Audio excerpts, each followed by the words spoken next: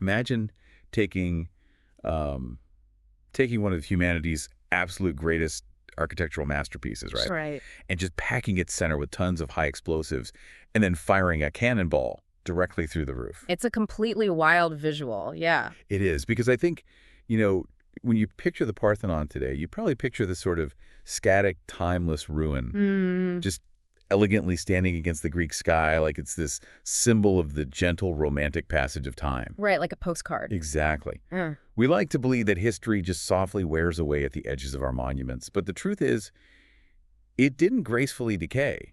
It was violently blown apart from the inside out, and then, well, systematically mutilated piece by piece. Yeah, it really is a profound misconception we carry about ancient spaces. I mean, we look at those scattered stones and we just assume this natural, passive progression of aging. Sure. But the actual historical timeline of the Parthenon is defined by acute, sudden rupture. Well, welcome to this deep dive. Today, we are immersing you in a really fascinating chapter from an architectural archive novel that completely shatters that romantic image. It really does. Our mission today is to explore how an intact, sacred temple went from a pristine marvel to a shattered ruin, and to uncover what this transformation reveals about the destructive intersections of war, structural engineering, and human greed. And what makes this particular source material so compelling, I think, is its narrative structure. Yeah, the temporal tourists. Exactly. The author uses these modern observer characters, Dr. Lee Han and Grace Kim, who act almost like temporal tourists. Mhm. They are essentially standing in the ruins, watching the past play out right in front of them like a historical hologram. Which is such a cool framing device. It is, because it allows us to step out of our modern, sterilized view of the monument. We get to experience the visceral, chaotic moments that actually broke it. And we're going to walk you through exactly how that happened, starting with the literal turning point. The night the Parthenon transformed from a temple into a bomb. September 26, 1687. Right, 1687. So the Ottoman army is currently holding the Acropolis, and the Venetian fleet is attacking from the sea. And the Ottomans make what has to be, frankly, one of the most fateful decisions in military history. Oh, absolutely. They decide to store their entire stockpile of gunpowder inside the Parthenon central area, the cella. Which sounds insane to us now, right? Yeah. But if you look at it from a purely cold defensive standpoint, their logic makes a terrible kind of sense. How so? Well, the Parthenon had stood for over 2 millennia. Its massive walls were just renowned for their strength. So the Ottoman commanders assumed those ancient impenetrable stones would be the ultimate shield against enemy fire. I mean, I guess if you need a bunker, you pick the thickest walls. Exactly. But the novel places us right out on the water, aboard the attacking ships. We're viewing the monument through the eyes of a fictional Venetian artillery officer named Antonio. Right, under the command of Francesco Morosini. Yeah. And the author makes a very deliberate choice using Antonio's perspective here. It's not just to give us a play-by-play of the battle. No, it forces us to confront the fact that the destruction wasn't an accident born of ignorance. That's the crazy part to me. Antonio knew exactly what he was aiming at. He knew the Parthenon was an invaluable piece of human art. Yeah, and this raises an important question about the historiography of war. By viewing the attack through the lens of the perpetrator, the source material highlights the brutal pragmatism of conflict. Right. For Antonio, and ultimately for Morosini, the immediate pressure of military victory simply took precedence over preserving civilization. It was just a means to an end. The monument ceased to be a masterpiece. To them, it became nothing more than a strategic target on a map. So Antonio makes the adjustment, gives the order, and a cannonball arcs through the night sky. It pierces the roof of the Parthenon and ignites that massive central stockpile of gunpowder. The spark hits the powder. Okay, let's unpack this, because this is where the actual mechanics of the building turn against it in the most tragic way possible. I mean, it's like putting a bank vault inside an active volcano. That is a great way to put it. The original architect, Iktinos, designed these walls to be incredibly sturdy, right? We're talking about perfectly proportioned, massive marble blocks. Yes, and it's vital to understand exactly how Iktinos built those walls, because the ancient Greeks didn't use mortar. Wait, really? No mortar at all? None. They carved the marble blocks with such astonishing, flawless precision that when they were placed on top of one another, they formed an almost airtight seal. Wow. Yeah, they were locked together with iron clamps coated in lead. It was this absolute marvel of engineering designed to distribute immense weight perfectly and even withstand earthquakes. Which means when that gunpowder ignited, it wasn't just exploding in an open room. It's essentially the physics of a pipe bomb. Precisely. If you put gunpowder in a flimsy cardboard box and light it, it just goes poof and blows the cardboard apart easily. But by putting it inside a nearly indestructible, airtight marble shell, they accidentally forced the energy to compound. The walls temporarily trapped the explosion's pressure? Right? It built up to an unimaginable degree, making the eventual blast 1,000 times worse. The stone itself became the shrapnel. What's fascinating here is the sheer irony of that engineering genius. Yeah. Because if the walls had been weaker or poorly constructed, the explosion might have just blown a small hole through the side. The energy would have dissipated harmlessly into the night air. Oh, that is so tragic to think about. It really is. But because Iktinos' design was so unified, the building acted as a massive containment vessel. When the pressure finally hit the absolute breaking point, the entire structure burst outward with catastrophic force. The source material is incredibly vivid here. It describes 14 of the massive side columns just snapping like matchsticks. Like twigs. Just think about the sheer mass of those columns and the unbelievable force required to snap them. In a single second, the organic integrity of this 2,000-year-old white giant was completely obliterated. Yeah, the modern observer in the text, Dr. Lee Han, notes that the loss of the structural completeness is akin to a building's soul leaving its body. Well, that's heavy. It is. Because architecture isn't just a pile of stacked rocks. It is a complex, living system of forces holding each other in equilibrium. Right. They all rely on each other. Exactly. And the explosion instantly transformed the Parthenon from a completed hymn, a perfect, functioning song of mathematical proportions, into what the text calls a broken scream. A broken scream. Yet, despite its entire midsection being blown out, the columns at the very ends of the building actually stayed standing. Which is a profound testament to the incredible life force of those ancient proportions. Yeah. The center was completely hollowed out, but those outer columns refused to totally surrender to gravity. They continued to fight, holding up whatever fragments of the roof they still could. You really feel the devastating shockwave of that moment. Through another perspective in the text, a fictional Ottoman guard named Mustafa. Right, he's stationed nearby. Yeah, he's standing near the temple when the explosion throws him back. Uh-huh. And when the ringing in his ear stops and he looks up, the ceiling he's known his whole life has simply vanished. Just gone. The grand, sheltering interior is completely gone, replaced by black smoke and cold starlight. And through Mustafa, the listener realizes that the protective barrier between the interior world of the temple and the infinite cosmos has been violently, permanently erased. It is the exact moment the Parthenon officially ceased to be a functioning piece of architecture and became a ruin. But the immediate violence of the explosion wasn't the end of the tragedy. Yeah, not only. It actually triggered something much slower and in many ways much more agonizing. We shift from the acute trauma of the blast to the chronic decay of the morning after. September 27th, 1687. Right. The smoke is clearing, and the true scale of the disaster is visible in the daylight. The primary casualty, beyond the walls themselves, was that roof. And the absence of that roof catalyzed a secondary phase of destruction that would last for centuries. Let's talk about that roof for a second, because the source material really emphasizes the interlocking marble tiles.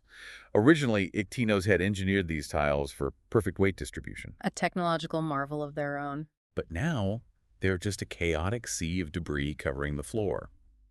And the text introduces us to a fictional local villager, Nikos.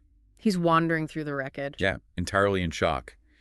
He looks down and sees the Western pediment statues. And for those who might not know, the pediment is that triangular section just under the roofline that was filled with intricate carvings. Right.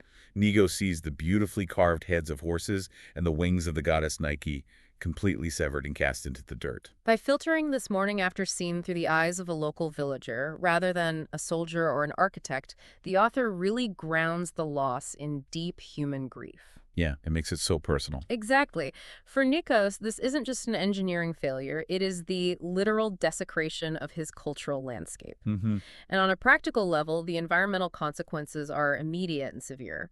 All of those delicate internal sculptures, which have been sheltered in the shadows and protected from the elements for centuries, are suddenly entirely exposed. Exposed to harsh wind, acidic rain, the baking Mediterranean sun.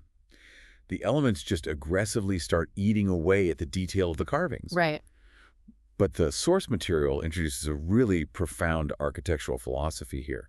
It argues that once that structural unity is broken, the stones themselves undergo a fundamental change in identity. The Yes. text says they are no longer architecture, they become merely weight. This is a crucial conceptual shift. The building has been fundamentally demoted. So what does this all mean for you, the listener, trying to understand the value of these ruins? Because I want to push back on this idea a little bit. Oh, go ahead. The source material says the stones stopped being architecture and became just weight.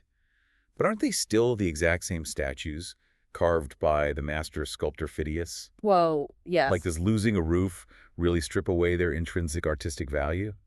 I mean, a beautiful carving of a horse is still a beautiful carving of a horse, even if it's sitting in the grass, isn't it? I see what you're saying, but if we connect this to the bigger picture, we have to look at how we actually define architecture versus art. Okay. You see, a building like the Parthenon is a closed, completed world. The sculptures carved by Phidias weren't designed to be standalone art pieces sitting on pedestals in a modern gallery. Right, they weren't meant for a museum. Exactly. They were integral components of a larger divine narrative. The building itself was telling a story, and the sculptures were the words in that story. Oh, I like that. So without the roof and the surrounding walls, the Parthenon didn't just lose its physical protective shield, it lost its entire context. So the meaning of the stone is entirely dependent on its relationship to the stones around it. Precisely. When those carved stones were locked into the precise geometry of the building, up high in the pediment or along the walls, they were untouchable components of a sacred whole. Right. But once they were blasted out and lying in the dust, disconnected from the structure, they became vulnerable. They were isolated objects. Just pieces of rubble, essentially. Right. To a casual passerby or a foreign traveler, they were no longer part of the grand temple of Athena. They were just pretty rocks waiting to be claimed. Wow. That is what the author means when they say the stones became just weight. They lost their sacred immunity. That makes total sense. The explosion essentially unspooled the building's identity. It did. And leaving those isolated contextual stones exposed to the rain wasn't even the final insult. Because once the building lost its sacred status, it triggered something much more destructive than the weather. Human opportunism. Yeah, which leads us to the third and, honestly, arguably most enraging phase of the Parthenon's destruction. It is the shift from the destruction caused by the pragmatism of war to the insidious destruction caused by human greed. Yes. Greed operating under the highly convenient guise of appreciation and preservation. The text jumps the timeline forward here. It's now a cloudy afternoon in 1801. So well over a century later. Right. Well over a century since the Venetian cannonball hit. The surviving sculptures have been totally exposed and vulnerable this entire time. And the novel brings our modern observers, Dr. Lee and Grace, to watch a new figure. A fictional overseer named Thomas. Yeah, Thomas. He is up on the scaffolding, overseeing the removal of the remaining friezes, which are the continuous bands of sculpture wrapping around the building, and the metopes, the individual carved panels situated just above the columns. And we really must pay close attention to the mechanics of how Thomas is conducting this removal. It reveals everything about the mindset of the era. It really does. It's actually hard to wrap your head around that level of vandalism being disguised as preservation. Oh, absolutely. Like, you're telling me they didn't just pick up the fallen rocks that were already acting as just weight on the ground. How did they get the ones still attached to the building back to England? Well, they didn't just gently unhook them. Thomas's men are up on the scaffolding with rusty saws, iron crowbars, and chisels. Unbelievable. They are physically hacking these integrated panels out of the surviving masonry. They are actively destabilizing whatever fragile structural integrity the building had managed to maintain after the explosion. But here's the most crucial, heartbreaking detail from the source, the part that just makes you want to scream. The weight issue. Yes. Thomas realizes the marble blocks are too heavy for the ships. So he orders his men to literally slice off the backs of these elegant statues. He wants to reduce their weight for shipping. He is deliberately, mechanically destroying the three-dimensional reality of the art. Here's where it gets really interesting and, well, horrifying. It's like tearing a priceless Renaissance masterpiece out of its frame, realizing it doesn't fit in your suitcase, and deciding to just cut off the canvas edges with a pair of scissors. That's exactly what it is. Thomas only cares about the front, the image he can show off back in the parlors of London. He completely disregards the structural context, the depth, and the physical reality of the pieces. How could anyone possibly justify that as preserving history? They justified it by convincing themselves that the site was no longer a sacred temple, but an ownerless treasure chest slowly degrading in the sun. Right. They actually believed they were rescuing the art. But this raises an important question about the clash between the original intent of the builders and the mindset of the looters. How do you mean? Well, the source insists that the sculptures in the Parthenon are not mere decorations pasted onto the walls like wallpaper. Yeah. They are the literal flesh of the building. So by sawing off their backs and treating them as flat images, Thomas and his men were committing a fundamental act of violence against the architecture itself. Because they were stripping away the very last pieces of its identity, just to save on shipping costs. Exactly. Physical explosions aren't the only way to destroy a monument. No. Human greed, the sheer desire to possess the beauty of the Parthenon, inflicted a deeper, more permanent wound than the Venetian cannonball ever did. That's a powerful way to look at it. The author uses a brilliant, devastating metaphor here. By tearing those sculptures out of the walls and slicing them down to flat, easily transportable images, the Parthenon was reduced to a torn, ancient manuscript. Oh, wow. A torn manuscript. That visual is incredibly powerful. It's as if they ripped the most beautiful pages out of a meticulously bound book, and then they scattered those pages across the world, lacking them into the cold glass cases of foreign museums. Yeah, and you can't read a book if the pages are separated from the binding and scattered across the globe. Exactly. The bomb in 1687 broke the building's spine, but the looting in 1801 systematically carved out its memory. And the people who took the pages didn't care about the binding at all. They just wanted the pretty illustrations to hang on their walls. Right. Through the eyes of Dr. Lehan, the novel notes that the scars left on the stone by those rusty chisels and saws are just as permanent and just as deeply etched into the history of the building as the scorch marks from the gunpowder. The building is covered in these historical tattoos of violation. And those tattoos permanently altered the historical record. The building we see today is not just a victim of time, it is a meticulously documented crime scene of human choices. It really fundamentally changes how I'll look at any piece of ancient architecture from now on. Right. You can't just see the smooth white marble and think about the gentle wind anymore. No, you really can't. We've walked you through this devastating, highly concentrated timeline of the Parthenon's fall today. We started with the brutal Venetian bombardment of 1687. We saw the perfect, sturdy, mortarless architectural geometry designed by Ictinos was tragically turned into a pressure cooker. A pipe bomb that blew the organic integrity of the temple apart in a single second, all because military pragmatism took precedence over civilization. And then we examined the agonizing aftermath, where the genius of structural unity was shattered. Yeah. We explored the deep philosophical shift where sacred architecture was suddenly demoted, reduced to vulnerable, exposed weight lying in the dirt, entirely stripped of its context and left to the mercy of the elements. And finally, we looked at the calculated, chisel-driven looting of 1801, where surviving art was brutally mutilated. Unbelievable to think about. We watched men saw the backs off of masterpieces just to save shipping weight, all for the sake of a souvenir. We saw how the desire to possess an image completely destroyed the three-dimensional context of a masterpiece, tearing the pages from the manuscript and leaving behind permanent scars. Those scars on that white marble serve as a permanent reminder for you that humanity's greatest creations are incredibly fragile. They really are. They exist at the constant mercy of both the blunt force of war and the incredibly sharp edge of greed. They are not indestructible constants. They are survivors of our worst impulses. It brings us right back to where we started. We look at these ruins and want to see the gentle, romantic passage of time. We want to feel a connection to a peaceful, ancient past. Sure. But the truth is usually much messier, much more violent, and entirely driven by human choices. So as you go about your day, think about the iconic buildings or monuments we revere in our modern world. The structures we consider to be our permanent, untouchable achievements. Yeah. The skyscrapers, the capitals, the grand museums. Right. Think about them. If our civilization were to face a sudden cataclysm, which of our greatest architectural achievements would be turned into powder kegs out of sheer human pragmatism? Which of our meticulously designed walls would become the shrapnel that destroys our own history? It's a haunting thought. And centuries from now, as future generations wander through our rubble, what fragments of our world would they try to saw off and take home to put on display? Let's step right into the center of a profound architectural crime scene. Picture this. You're standing alongside modern observers Dr. Lehan and Grace Kim. And we're not just at some typical historic tourist spot. We're right amidst the charred, ruined columns of the Acropolis in Athens. We're looking at this massive, empty void right in the center of the Parthenon, investigating a tragedy that literally altered human history. Okay, let's dive into this. To really get what Dr. Lee Han means by the cruelest fate, we have to realize that the damage we're looking at, it isn't just the slow march of time. If you stand right on that central podium, where the waist of the temple just seems to have been violently severed, the floor feels unnaturally rough.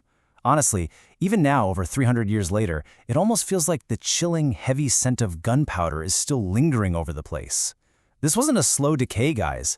It was a sudden, violent death. So, let's go back to the beginning of the end. Part 1, the Powder Magazine, 1687. And this brilliantly illustrates exactly how things went so wrong. In 1687, the Ottoman Empire held Athens, but they were under heavy siege by the Venetian fleet. They needed a safe place for their gunpowder, and they chose the Parthenon, which, talk about a fatal illusion of preservation, right? The exact thing that made the Parthenon an absolute masterpiece, its perfectly sealed, incredibly robust marble masonry, is literally what doomed it. On the night of September 26th, a Venetian cannonball pierced the roof and ignited the powder. But here's the thing. Those unbelievably thick walls, they didn't break right away. Instead, they trapped all those expanding gases, creating a massive, deadly pressure cooker effect. When the pressure finally hit its absolute limit, the energy didn't just vent out. It violently erupted from the inside out. Out in the bay, you've got this Venetian artillery officer named Antonio. He's just adjusting his angles, aiming purely for a military victory. He gives the order to fire, totally unaware that this one single cannonball is about to permanently erase millennia of human brilliance. Just imagine the sensory shock of that exact moment, a blinding flash, way brighter than the Mediterranean sun, followed by a deafening roar that must have shaken all of Athens. In a fraction of a second, that shot hit the mark and snapped the white giant's spine in slow motion, instantly undoing 2,000 years of survival. Which brings us to part 2, the moment of rupture. Let's look at the immediate aftermath through the eyes of the people actually on the ground. 14. In exactly 1 second, 14 perfectly proportioned side columns snapped and blew outward.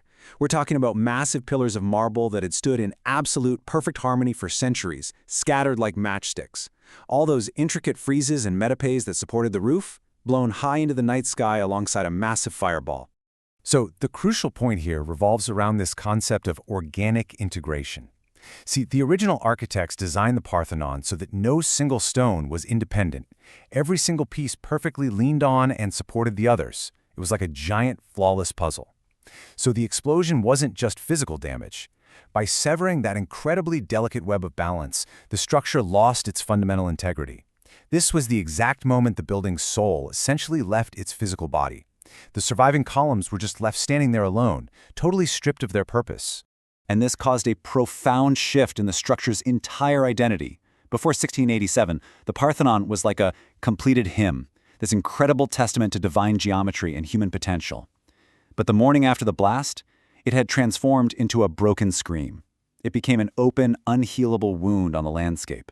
It went from a perfect divine creation to a scarred, wounded giant, bearing the permanent tattoos of human warfare. Think about being Mustafa, an Ottoman guard stationed on the Acropolis that very night. You're thrown to the ground by the shockwave, ears totally ringing. You look up through the flames and you realize the magnificent, sheltering ceiling you've known your entire life has just vanished. In its place is nothing but black smoke and cold starlight pouring right into the ruined sanctuary. In that horrifying moment, Mustafa knew the structurally complete Athens he knew was just gone forever. Moving on to part 3, collapsed roof and screams. When the sun came up the next morning, the true, devastating scale of the disaster was obvious. Losing the roof was the ultimate turning point. First off, that incredibly complex structural weight distribution we talked about, permanently severed. Second, the delicate interior sculptures by the master artist Phidias were suddenly completely exposed to harsh rain and wind.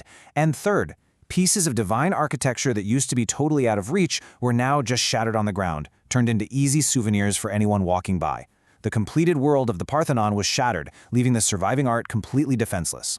There's this heartbreaking little vignette of a local Greek villager named Nikos wandering through the still smoking ruins that morning. He's standing there absolutely paralyzed. All around him, beautifully carved heads of horses and the delicate wings of the goddess Nike are just lying shattered in the thick dust. He won't even dare to step on them.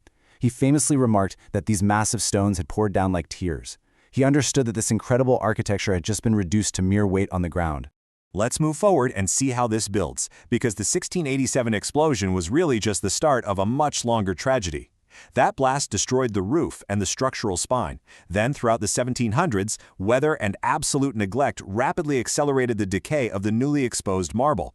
And that directly opened the door for 1801, when the ultimate betrayal happened, the systematic looting of the remaining, entirely defenseless sculptures.